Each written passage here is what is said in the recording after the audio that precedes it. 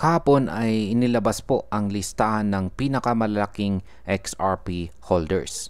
Mula kay Ripple Labs hanggang sa mga whales, malinaw na konsentrado pa rin ang pagmamay-ari ng XRP sa iilang entity at investors. Kaya sa video na ito ay aalamin po natin kung sino ang may pinakamaraming hawak na XRP, paano po nila ginagamit ang kanilang supply at kung paano po ito maaring makaapekto sa presyo ng XRP sa mga susunod na buwan.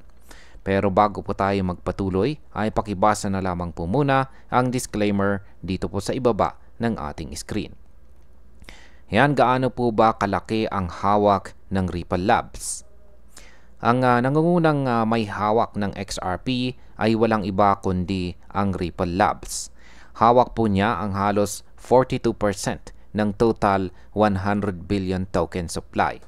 Nahahati ang kanyang hawak sa 4.5 billion XRP para sa operations at 35 billion XRP na nasa escrow. Bawat buwan ay nagre-release po si Ripple ng 1 billion XRP mula sa escrow gamit po ang smart contract. Ngunit kadalasan ay ibinabalik po niya ang higit 60% ng mga ito pabalik sa escrow para mapanatiling stable ang supply at hindi po biglang bumagsak ang presyo.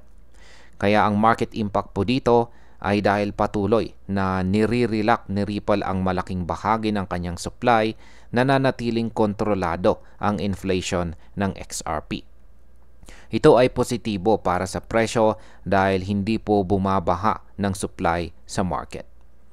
Ngayon ay gaano naman po kalaki ang hawak ni Ginoong Chris Larsen.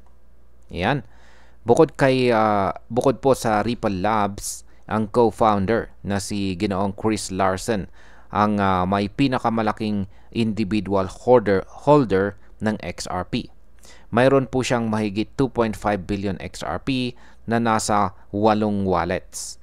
Kahit nagbenta po siya ng $175 million worth of XRP noong July 2025, may natitira pa siyang halos 2.81 billion XRP na katumbas po ng $8.4 billion sa kasalukuyang presyo.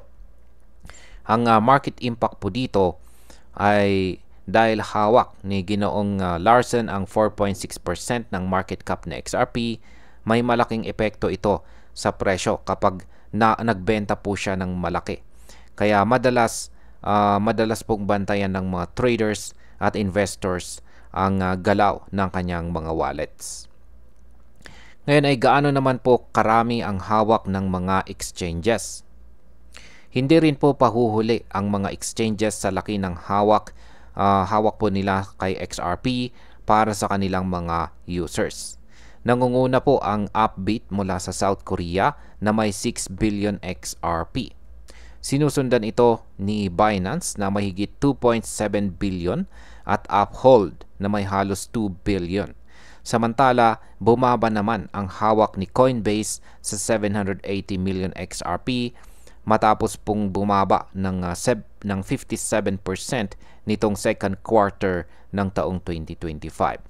Kaya ang market impact po dito ay ang malaking hawak ng mga exchanges ay sinyales ng matinding demand mula sa mga traders at saka institutions. Pero kapag bumaba po ang holdings, maaring indikasyon ito na lumalabas po ang liquidity sa exchange na maaari pong makaapekto sa presyo. Yan, dito naman po tayo sa mga whales. Ano naman ang kanilang ginagawa?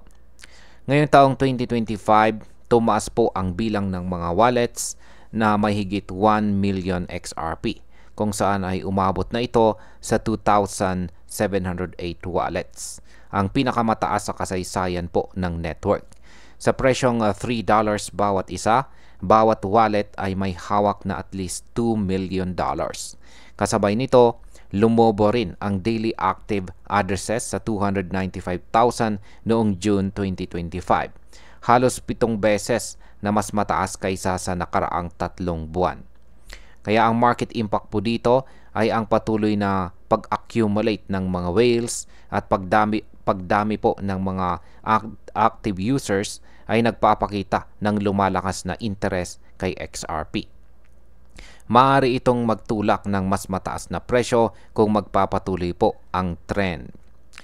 At ayan, bilang panghuli, ang opinion ko naman tungkol dito ay magandang makita po natin na patuloy po ang paglago ng engagement kay XRP kahit malaki pa rin ang hawak ni Ripple.